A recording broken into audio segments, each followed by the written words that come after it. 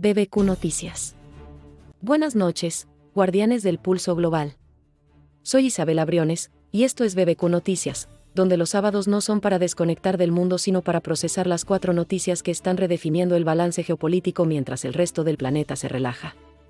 Hoy cerramos el fin de semana con un mapa fascinante, China e India sentándose a hablar por primera vez en años para evitar que sus soldados se maten en el Himalaya, Serbia ardiendo porque los estudiantes se cansaron de que los maten a palos, Bolsonaro saliendo de arresto domiciliario para ir al médico mientras Brasil espera un veredicto que podría cambiar su historia política, y la ASEAN demostrando que la cooperación regional funciona mejor que los titulares dramáticos. Si creían que los sábados eran para noticias ligeras, hoy les demostramos porque en BBQ Noticias sabemos que los fines de semana son cuando las decisiones realmente importantes se toman lejos de los reflectores mediáticos. Empezamos con la conversación más importante de Asia en 5 años. China e India, cuando hablar es más inteligente que pelear. Comenzamos con la noticia que podría redefinir toda la geopolítica asiática. Wang Yi, ministro de Asuntos Exteriores de China, iniciará mañana domingo una visita histórica a la India para abordar las disputas fronterizas del Himalaya. Es apenas el segundo encuentro de este nivel desde el choque fatal de 2020 que estuvo a punto de convertirse en guerra. Contexto crucial: en 2020, soldados chinos e indios se mataron a palos y piedras en la frontera de Ladakh, sin usar armas de fuego por acuerdos previos, murieron 20 soldados indios y un número no revelado de chinos. Fue el primer enfrentamiento letal entre las dos potencias nucleares en 45 años. Desde entonces, apenas conversaciones técnicas hasta el acuerdo de patrullaje conjunto de 2024 que alivió tensiones. Pero aquí está el detalle geopolítico que cambia todo: Modi visitará China a finales de agosto para la cumbre de la Organización de Cooperación de Shanghái, OCS. 2 visitas de alto nivel en un mes no son casualidad, son una coordinación estratégica para normalizar las relaciones antes de que Trump tome decisiones sobre aranceles que podrían forzar alianzas asiáticas inesperadas. Lo que estamos viendo es realismo geopolítico puro. China y la India entendieron que pelearse por rocas en el Himalaya es un lujo que no pueden permitirse cuando necesitan coordinarse contra la presión occidental y la volatilidad americana. Es la diplomacia del enemigo de mi enemigo. No se van a volver mejores amigos, pero van a dejar de gastar recursos militares vigilándose mutuamente para enfocarlos en competir económicamente con Occidente. La frontera China-India es la más larga del mundo entre dos potencias nucleares, 3.488 kilómetros de disputa territorial que incluye Aksai Chin, controlado por China, reclamado por la India, y Arunachal Pradesh, controlado por la India, reclamado por China. El acuerdo de patrullaje conjunto de 2024 estableció protocolos para evitar enfrentamientos, patrullas separadas, comunicación directa entre comandantes locales, prohibición de seguir a soldados del otro país. Funcionó porque ninguno de los dos países quiere una escalada militar cuando tienen prioridades económicas urgentes. La OCS, Organización de Cooperación de Shanghái, incluye a China, Rusia, la India, Pakistán y repúblicas centroasiáticas. Es el contrapeso asiático a la OTAN, aunque la India mantiene relaciones complejas por su alianza con Estados Unidos a través del UAD. Serbia en llamas, cuando los estudiantes se cansan de la represión. Saltamos a Europa del Este, donde Serbia está experimentando la explosión social más importante desde la caída de Milošević. Manifestantes incendiaron oficinas del partido gobernante en Valjevo y se enfrentaron con violencia a la policía en Belgrado y Novi Sad. Balance: varios agentes heridos, 18 detenidos y un gobierno cada vez más aislado. Pero entendamos el contexto. Las protestas empezaron pacíficamente en noviembre de 2024 tras el colapso de una estación de tren en Novi Sad que mató a 15 personas. Los estudiantes denunciaron corrupción en la construcción, pidieron transparencia, y durante meses mantuvieron manifestaciones civilizadas.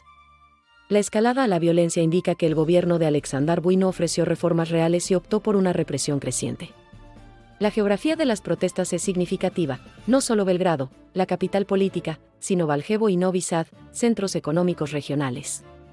Cuando la protesta se regionaliza, significa que la crisis del gobierno no es solo urbana sino nacional. Y cuando los estudiantes recurren a la violencia después de meses de protesta pacífica, significa que perdieron la fe en el cambio institucional. Serbia está viviendo el dilema clásico de las democracias iliberales: Vučić ganó elecciones pero gobierna autoritariamente. Los estudiantes representan la generación que creció con Internet, sabe lo que pasa en las democracias reales y no acepta la narrativa de estabilidad a cambio de libertades. La pregunta clave: ¿va Serbia hacia una revolución estudiantil estilo 2000 o hacia una represión masiva estilo Belarus 2020? La respuesta depende de si las protestas logran un apoyo más amplio o si Vučić puede aislarlas como extremismo juvenil. La tragedia de Novi Sad se convirtió en un símbolo porque reveló una corrupción sistémica. La estación fue renovada recientemente por empresas conectadas al partido gobernante, pero usaron materiales baratos. Las muertes fueron prevenibles, resultado directo de la corrupción política. Aleksandar Vučić gobierna Serbia desde 2012, primero como primer ministro, luego como presidente. Ha consolidado el control sobre los medios, la justicia y las fuerzas de seguridad, pero mantiene legitimidad electoral. Su dilema: reprimir demasiado podría costar apoyo popular, no reprimir podría costar el control político. La posición geopolítica lo complica todo. Serbia está entre Rusia, aliado histórico, y la UE, objetivo económico. Los estudiantes favorecen la integración europea, Vučić se balancea entre ambos. Las protestas podrían forzarlo a elegir un lado definitivamente. Bolsonaro, salud política en arresto domiciliario. Cruzamos a Brasil, donde Jair Bolsonaro recibió permiso judicial temporal para exámenes médicos en Brasilia. Oficialmente, fiebre, tos y reflujo. Extraoficialmente, el expresidente está bajo arresto domiciliario mientras espera un veredicto por intentar prolongar su mandato ilegalmente tras las elecciones de 2022. El momento no es casual. Bolsonaro presenta síntomas justo cuando su juicio constitucional se acerca, veredicto esperado entre el 2 y el 12 de septiembre. En la política brasileña, las crisis de salud de los políticos en problemas legales son tan predecibles como las lluvias de verano en el Amazonas. Fue dado de alta el mismo día y continuará el tratamiento ambulatorio, lo que sugiere que la emergencia médica era más estratégica que real. Pero la situación legal es genuinamente seria. Bolsonaro está acusado de conspirar para anular los resultados electorales, presionar a las Fuerzas Armadas para intervenir y organizar un golpe institucional. Si es condenado, no solo enfrenta prisión sino una inhabilitación política hasta 2030, eliminándolo como candidato presidencial para 2026.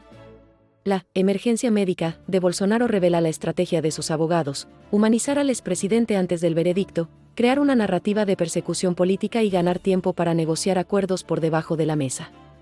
Es el manual clásico de los políticos autoritarios en problemas: victimización, dramatización médica y movilización de la base fanática.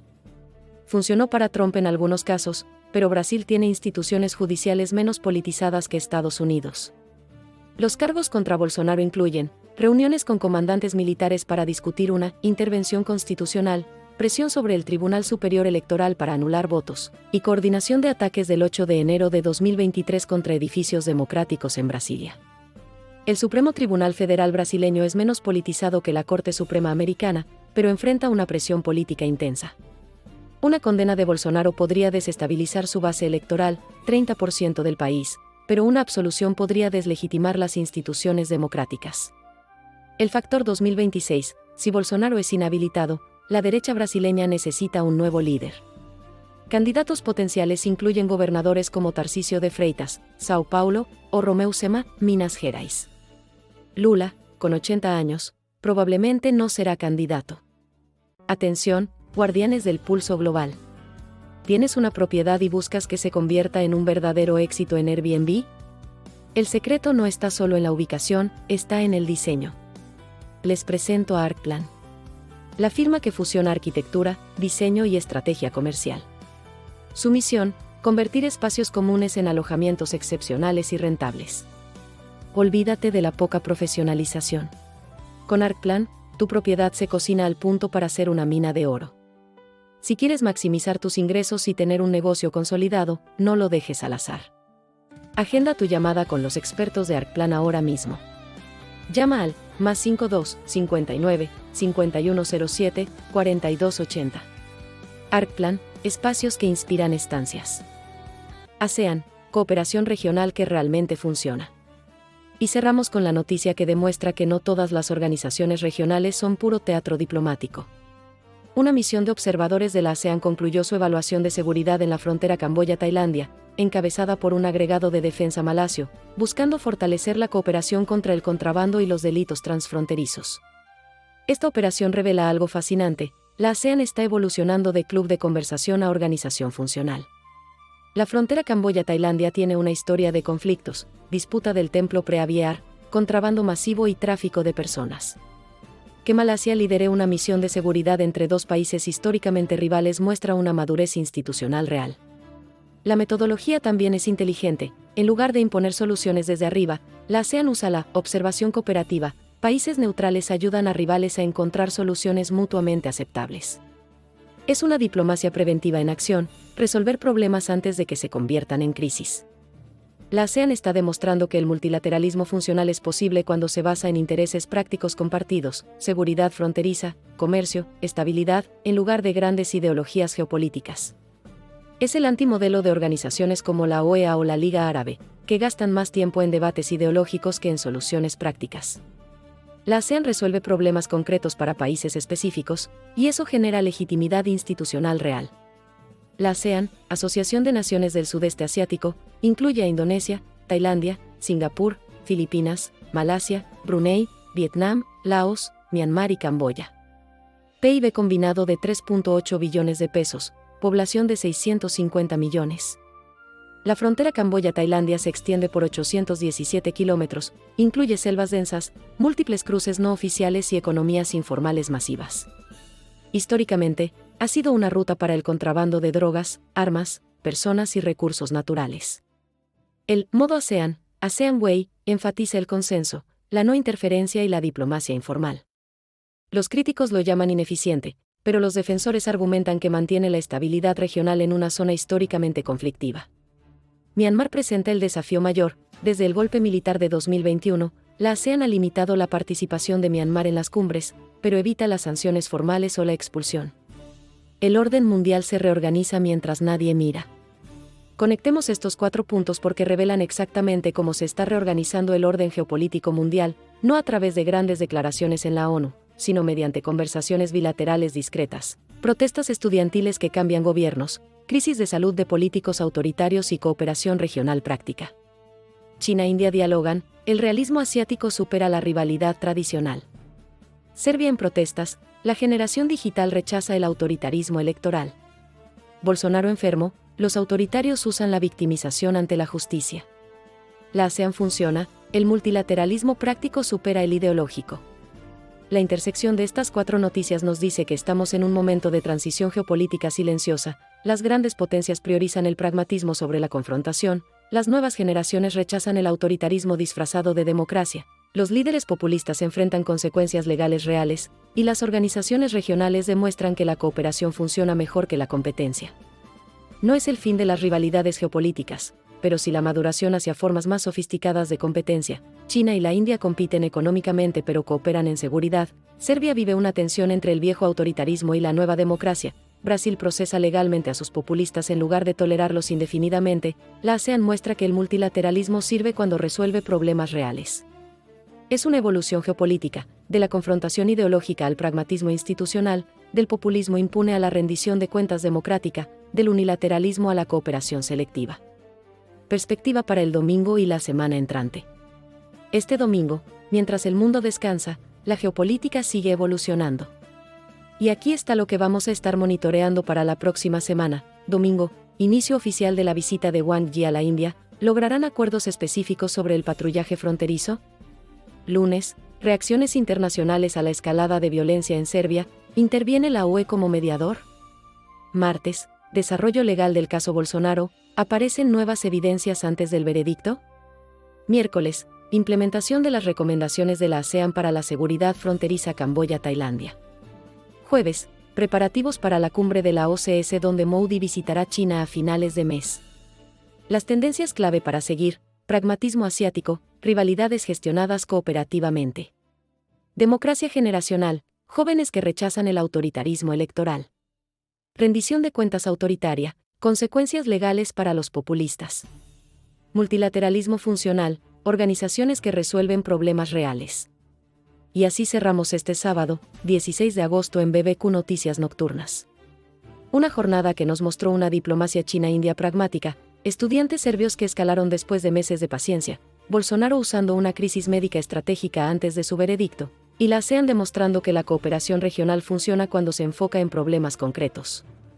La gran revelación de estas 4 noticias es que estamos presenciando la transición hacia un orden geopolítico más maduro, menos ideológico, más pragmático, menos confrontacional, más cooperativo selectivo, menos tolerante con el autoritarismo, más exigente de rendición de cuentas democrática. China y la India priorizan la economía sobre el territorio. Serbia vive una tensión entre el viejo autoritarismo y la nueva democracia. Brasil procesa legalmente a sus populistas. La ASEAN muestra que el multilateralismo sirve cuando resuelve problemas reales. O como decimos en BBQ Noticias, una noche donde el mundo se reorganizó silenciosamente mientras los titulares dramáticos estaban distraídos con otras cosas. Soy Isabela Briones. Si este análisis nocturno te ayudó a entender cómo se está redefiniendo el orden mundial lejos de los reflectores, dale me gusta, suscríbete y activa la campanita. Nos vemos mañana domingo con el seguimiento de la visita de Wang Yi a la India y todas las repercusiones de lo que vimos hoy. Porque en BBQ Noticias sabemos que los fines de semana son cuando las decisiones realmente importantes se toman. Esto fue BBQ Noticias, y que tengan una noche geopolíticamente consciente.